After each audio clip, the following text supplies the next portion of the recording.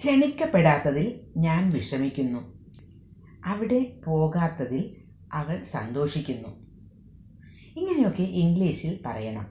അതും കുറച്ച് സ്റ്റൈലിഷ് ആയിട്ട് പറയണം എന്നുണ്ടെങ്കിൽ നമുക്ക് ഉപയോഗിക്കാം not to have plus V3.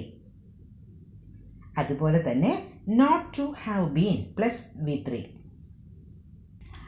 ആദ്യം not to have plus V3 എങ്ങനെ ഉപയോഗിക്കും എന്ന് നമുക്ക് നോക്കാം.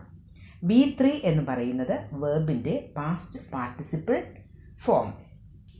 ഓരോ എക്സാമ്പിളായിട്ട് നമുക്ക് നോക്കാം. അവിടെ പോകാത്തതിൽ ഞാൻ സന്തോഷിക്കുന്നു. ഇത് സാധാരണ രീതിയിൽ പറയണമെങ്കിൽ നമുക്കിങ്ങനെ പറയാം. I am happy that I haven't gone there. കുറച്ചുകൂടി അഡ്വാൻസ്ഡ് ലെവലിൽ നമുക്ക് പറയണം എന്നുണ്ടെങ്കിൽ I am happy not to have gone there എന്നാണ് പറയേണ്ടത്. I am happy not to have gone there. ഇവിടെ not to have plus V3 ഉപയോഗിച്ചു. ഗോ എന്നാൽ പോകുക. ഗോ എന്നതിൻ്റെ V3 ഫോം ആണ് ഗോൺ. അവിടെ പോകാത്തതിൽ ഞാൻ സന്തോഷിച്ചു എന്നാണെങ്കിൽ അത് പാസ്റ്റ് ടെൻസ് ഫോം ആയില്ലേ? ഞാൻ സന്തോഷിച്ചു എന്നാണ്. അപ്പോൾ I was happy not to have gone there എന്നാണ് പറയേണ്ടത്. ഐ ആം ഹാപ്പി എന്നല്ല ഐ വാസ് ഹാപ്പി എന്ന് മാറ്റി ഉപയോഗിക്കണം.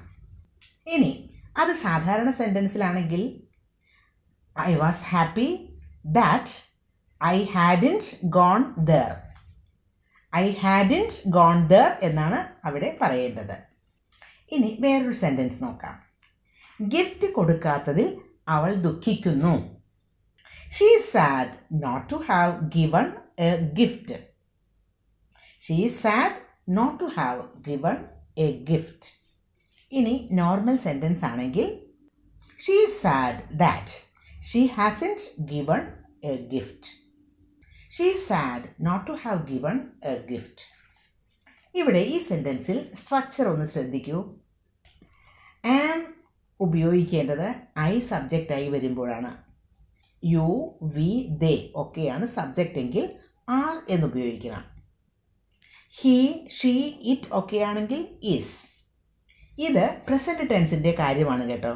അതേസമയം പാസ്റ്റ് ടെൻസ് ആണെങ്കിൽ ഐ, ഹി, ഷീ, ഇറ്റ് ഒക്കെ ആണെങ്കിൽ വാസ് ആണ് പാസ്റ്റ് ടെൻസിൽ ഉപയോഗിക്കേണ്ടത്. അതേസമയം യു, വി, ദേ ഒക്കെയാണ് സബ്ജക്റ്റ് എങ്കിൽ വേർ എന്നുപയോഗിക്കണം.